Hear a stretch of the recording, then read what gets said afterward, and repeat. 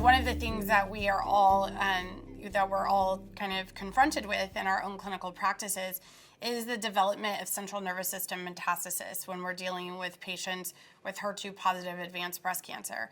We understand that this particular phenotype of the disease has a predilection for spreading to the CNS, and so that's something that we're sort of always looking at.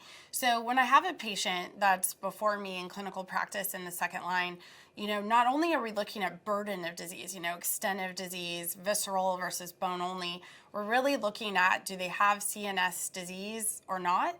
And furthermore, do they have really CNS-only disease or CNS-predominant disease?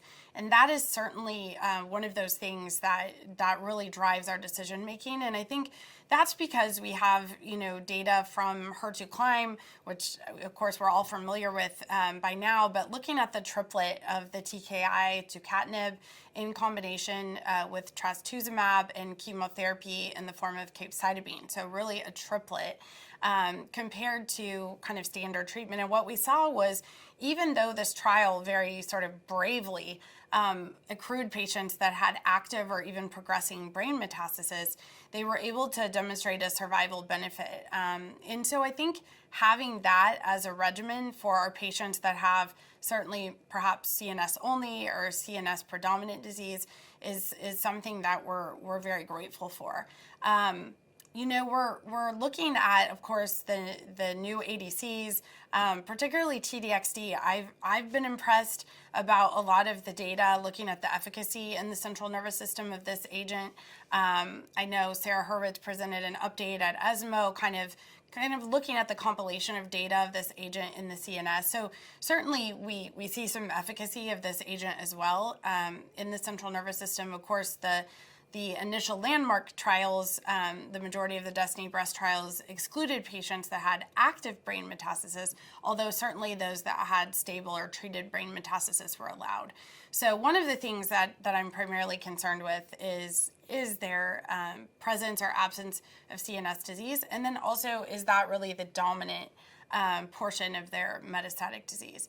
What are your thoughts? Is that one of the primary drivers that you're looking at to drive your decision making? Yeah, I, like you, think about a lot around this space, especially in my practice. I'm not hunting for CNS disease in the same way, but if a patient's progressed, I certainly think it's our obligation to check. So yeah, I'm looking, and if I find it, that's going to be a big decision maker for me. I'm very reassured by what we're seeing with T-DXd coming out of the joint analysis of the DB01, 2, and 4 trials. So yeah, it's interesting, so we need more signal around that. Having said that, just how do you what's your practice? Are you actively looking for, surveilling for CNS involvement with HER2-positive disease? I'd love to kind of pick your brain on that. Oh, I appreciate that. I sort of go back and forth, kind of depends. I seem to be influenced based on the most recent, patient that I've seen in my practice. But as a general rule, I'm not, right? I hear of some clinicians that are doing like an annual brain MRI for those patients who are, the long-term kind of metastatic survivors that are living for years on trastuzumab and pertuzumab after having dropped the chemotherapy backbone. I certainly have patients in my practice that are in that situation that are 8, 9, some of them approaching 10 years on trastuzumab and pertuzumab, either with no evidence of disease or stable disease. So for those patients that in my practice are all young women, they're very active, vibrant, young moms, working people. I have one that's in the military. Those they're very active, and certainly in the absence of symptoms of any CNS symptoms that would suggest evidence of CNS disease. I'm not. How about you? Do you do kind of a routine brain MRIs or not usually? Not usually. So for me, if I have a patient who's progressing, I'm going to look. I think it's incumbent on us to look because so often there is progression into the CNS in that type of scenario. The pre-test probability, as I like to talk about it, is actually pretty high. So you're likely to see a signal even in asymptomatic patients.